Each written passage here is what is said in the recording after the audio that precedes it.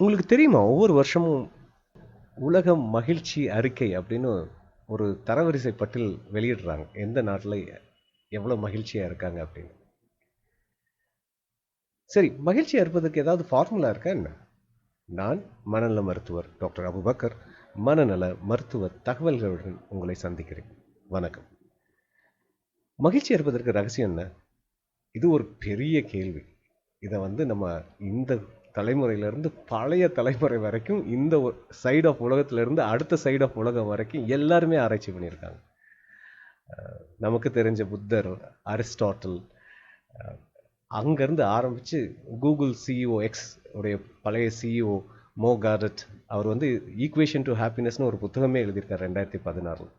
எல்லாருமே ஆராய்ச்சி பண்ணியிருக்காங்க. சரி, உளவியல் பார்வையில் இந்த மகிழ்ச்சி அப்படிங்கிறத எப்படி பார்க்குறோம்? இது ஒரு இமோஷன். அப்போ எல்லா இமோஷனுமே இட் இஸ் அ ரியாக்ஷன், அதாவது ஒரு நிகழ்விற்கு விளையக்கூடிய நிலைமை. அதுதான் இமோஷன். ஏதோ ஒன்று நடக்குது, அதுக்கு என் நிலை என்ன அப்படின்னு ரியாக்ட் பண்ணுறேன், அதுதான் இமோஷன். ஆனால் இதுக்கு வெவ்வேறு டொமைன்ஸ் இருக்குது. ஒரு உயிரியல் பாதை இருக்குது, என்னுடைய உள்ளார ஒரு வேதியியல் மாற்றம் நடக்கும், அது உயிரியல் பாதை. ஒரு இமோஷன்னால என்னுடைய நடத்தை மாறும், அது நடத்தை சார்ந்த மாற்றம். இன்னொன்று உளவியல், நான் எப்படி உணர்கிறேன் அப்படிங்கிற அந்த உளவியல் சார்ந்த மாற்றம். இது மூணும் சேர்ந்து இமோஷன் அப்படின்னு சொல்லுவோம். அப்போது எந்த ஒரு நிகழ்வுக்கும் நான் காமிக்கக்கூடிய physiological, psychological and behavioural state, இதை இமோஷன் அப்படின்னு சொல்லுவோம். அப்போ மகிழ்ச்சியும் அதுதான். அப்போது அதிலிருந்து என்ன புரிஞ்சுக்கிறோன்னா, இது ஒரு மாதிரி தற்காலிகமானது. ஏன்னா அது ஒரு நிகழ்வினை சார்ந்து இருக்கிறது. ரெண்டாவது, அந்த நிகழ்வு எங்கே நடக்குது, என்ன சமூக சூழலில் நடக்குது அப்படின்னு இருக்கிறதுனால இது அடுத்த காம்ப்ளிகேஷன்ஸ். ஸோ இதை ஆய்வாளர்கள் இதை ஆராய்ச்சி பண்ணுறதுல ஒரு சிக்கல் இருக்கும். பிகாஸ் ஒன்று அது டெம்பரரி, ஒரு ஈவெண்ட்டுக்குடைய ரியாக்ஷன், ப்ளஸ் இந்த ஈவெண்ட் எந்த சூழலில் நடக்குது அப்படிங்கிற அந்த சமூக கண்ணோட்டம் அதுவும் முக்கியமாயிடும். அப்போ இதை ஒரு மாதிரி கரெக்டாக ஒரு ஈக்குவேஷன் கண்டுபிடிக்கிறது கொஞ்சம் சிரமமான விஷயம்தான்.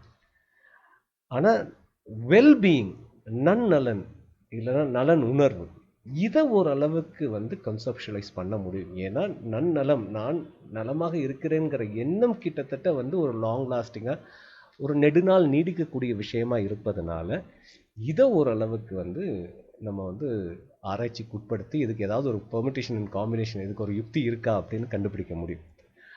அப்படி செஞ்சதுல தான் சில விஷயங்கள் நன்னலம் அப்படிங்கிறதுக்கு என்னென்ன தேவை அப்படின்னு கொண்டு வந்திருக்காங்க.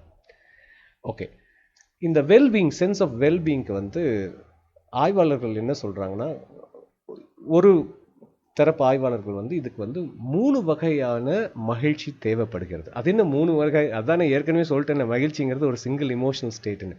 அப்புறம் என்ன 3 வகை அப்படின்னா, சிந்தனை அளவிலும் மகிழ்வாக இருப்பது, அதுக்கு பேர் cognitive happiness. Thought level everything is well அப்படின்னு சிந்தனை லெவல் மகிழ்வாக இருப்பது.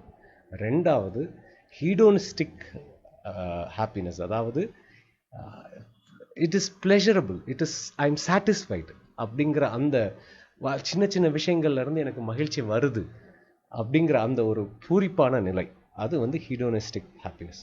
மூணாவது யூடைமோனியா, இது ஒரு கிரேக்க வார்த்தை. யூடைமோனியாங்கிறது வெல் ஸ்பிரிட் அப்படின்னு டிரான்ஸ்லேட் ஆகும். அதாவது என் வாழ்வினை அழகாக வாழ்கிறேன், அதுக்கு அர்த்தமுள்ளதாக வாழ்கிறேன் அப்படின்னு சொல்கிறேன். ஸோ இந்த 3 வகையான மகிழ்வு இருந்தால் நெடுநாள் நன்னலமாக இருக்கிறேன் அப்படிங்கிற எண்ணம் உருவாகுவதற்கு வாய்ப்பு இருக்குது அப்படின்னு சொல்லிட்டு இதுக்கு ஒரு ஃபார்முலா கொண்டு வர்றாங்க. அந்த ஃபார்முலா PERMA. இப்போதைக்கு 5 விஷயம் உள்ள அடங்குதுன்னு வைப்போம். ஏன் இப்போதைக்குங்கிறத இதை அப்புறம் சொல்கிறேன். ஸோ இந்த பெர்மா அப்படிங்கிற technique or PERMA model of wellbeing அப்படின்னு கொண்டு வராங்க. அப்போ பெர்மாவில் இந்த 5 என்னென்னு பார்த்துருவோம். ஃபஸ்ட்டு முடிந்த அளவுக்கு எப்போதுமே பாசிட்டிவ் இமோஷனல் ஸ்டேட்டில் இருக்க முயற்சி பண்ணணும். சரி, பாசிட்டிவ் இமோஷனல் ஸ்டேட்னா என்ன அப்படின்னு கேட்குறீங்களா? ஏற்கனவே சொன்ன, நீ தானே சொன்ன ஏதாவது நடந்தால் தானே பாசிட்டிவாக இருக்க முடியும்னு. எஸ், அது வந்து பிரைமரி இமோஷன் ஸ்டேட். அதாவது ஏதாவது நடக்கும் பொழுது மட்டும் எனக்கு ஒரு உணர்வு கிளம்புது இல்லையா, அது பிரைமரி இமோஷனல் ஸ்டேட். ஆனால் அதை பற்றி ஒரு எண்ணம் வந்த பிறகும் அதில் ஒரு திகைப்பு, ஒரு மகிழ்ச்சி அதெல்லாம் இருக்கும் இல்லையா, அது செகண்டரி இமோஷனல் ஸ்டேட். ஸோ இந்த செகண்டரி இமோஷன்ஸை வந்து எப்பவுமே பாசிட்டிவாக வச்சுக்கணும். இந்த பிரைமரி செகண்டரி ஒரு சின்ன கன்ஃபியூஷனாக இருந்தால் ஈஸியாக இதை வந்து விளக்கலாம்.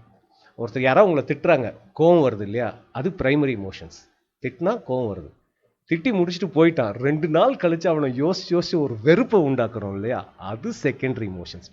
அப்போ மகிழ்ச்சியும் எடுத்துக்கிட்டோம்னா ஏதாவது நடக்கணும் மகிழ்வா இருப்பதற்கு, அது பிரைமரி. ஆனால் அதுக்கப்புறம் வாழ்க்கை எல்லாம் நடக்கிறத பற்றி ஒரு அசை போடும் பொழுது அந்த ஸ்டேட் செகண்டரி இமோஷன்ஸ் வந்து பாசிட்டிவாக இருக்கணும். அப்போ பாசிட்டிவ்னா என்ன, ஒரு மாதிரி ப்ரைட், நல்லா தான் நடக்குது அப்படிங்கிற ஒரு எண்ணம், அமைதியாக இருக்குது, பீஸ்ஃபுல்லாக இருக்குது, ஒரு மாதிரி நான் ஐஎம் நன்றி கடனோடு இருக்கிற மாதிரி எல்லா நிகழ்வுகளும் நல்லா நடக்குது அப்படிங்கிற ஒரு எண்ணமோடு உருவாக்குறது தான் செகண்டரி இமோஷன். ஸோ இந்த செகண்டரி இமோஷன்ஸ் எப்போவுமே பாசிட்டிவாக வச்சுக்கணும்.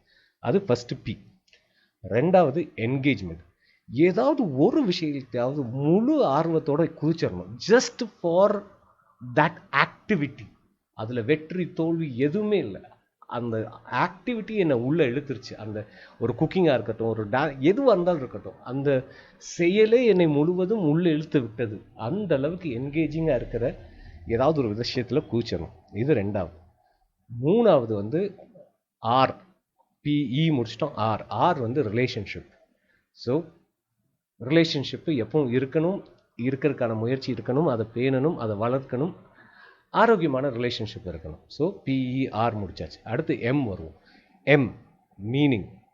ஓகே, மீனிங் அப்படிங்கும்போது இதை என்ன அர்த்தம்னா, ஏதாவது ஒரு விஷயம் இந்த என்னையும் விட ஒரு பெரிதான விஷயத்தின் மேல் எனக்கு ஒரு நம்பிக்கை இருக்குது, அதுக்கு தான் மீனிங். அப்படின்னா என்ன அர்த்தம், நான் ஏதாவது வாழ்க்கை இதை விட எனக்கு அர்த்தமுள்ளதாக இருக்குது அப்படின்னு அந்த காஸ், அந்த எண்ணத்தோடு அல்ல அந்த நம்பிக்கையோடு நான் இணைகிறேன் அப்படின்னு சொல்கிறேன். சில பேருக்கு அது கடவுள், ஸ்பிரிச்சுவல் அப்படின்னு இருக்கலாம். சில பேருக்கு வந்து நான் என்விரான்மெண்ட்லாம் பாதுகாப்பேன், நான் பிளாஸ்டிக் பொருள் போட மாட்டேன், எனக்கு இது ரொம்ப முக்கியம், எனக்கு இது வந்து நான் ஒரு பெரிய கொள்கையாகவே பிடிச்சிக்கிறேன் அப்படின்னு இருக்கலாம். இன்னொருத்தவங்க நான் வீகனிசம் தான்ப்பா, நான் எல்லாத்தையும் சொல்லுவேன், அனிமல் தீங்கெல்லாம் ஆகக்கூடாது, புலால் உண்ணாமை தான் கொள்கை அப்படிலாம் சொல்லுவேன். ஏதாவது ஒரு காஸ், அது மேலே ஒரு நம்பிக்கை வைப்பது, அது மீனிங். ஸோ பிஇஆர்எம் முடிச்சிட்டோம். நாலாவது ஏ, அக்கம்ப்ளிஷ்மெண்ட். அப்படின்னா சின்ன சின்னதாக வெற்றிகள் தேவை வாழ்க்கைக்கு.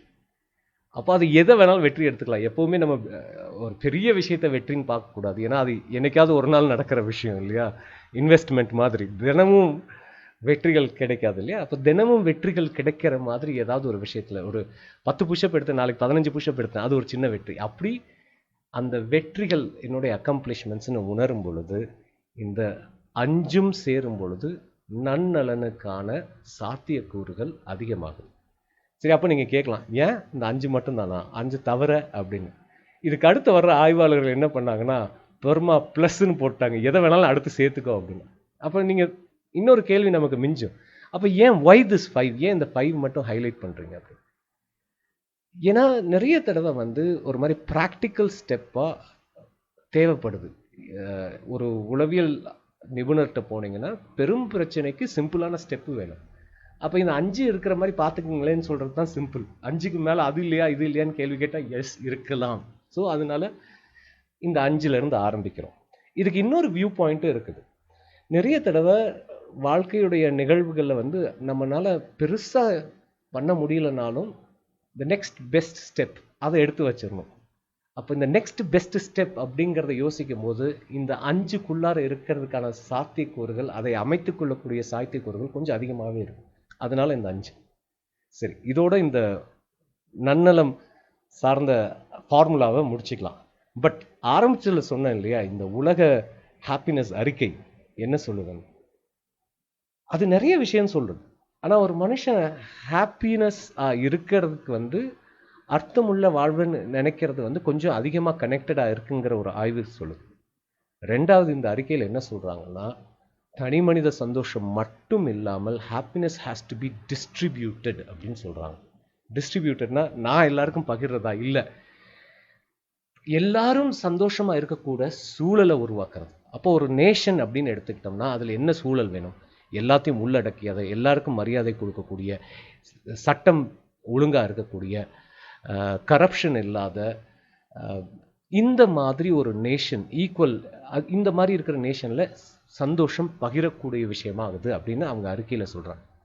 அப்போ பெரும் தேசமாக இருந்தாலும் சரி, சிறு தேசமாக நம் வீடாக இருந்தாலும் சரி, அதுலேயும் ஈக்குவாலிட்டி, அதுக்கப்புறம் மரியாதை, அதுக்கப்புறம் அதுக்குன்னு ஒரு ஒழுங்கின்மை இல்லாமல் எல்லாரையும் சரிசமமாக நடத்தக்கூடிய ஒரு தன்மை, இதெல்லாம் இருந்துச்சுன்னா வீட்டுக்குள்ளாரையும் த ஹாப்பினஸ் கெட்ஸ் டிஸ்ட்ரிபியூட்டட். மகிழ்வோடு இருப்போம், மனநலம் பேணுவோம். நன்றி, வணக்கம்.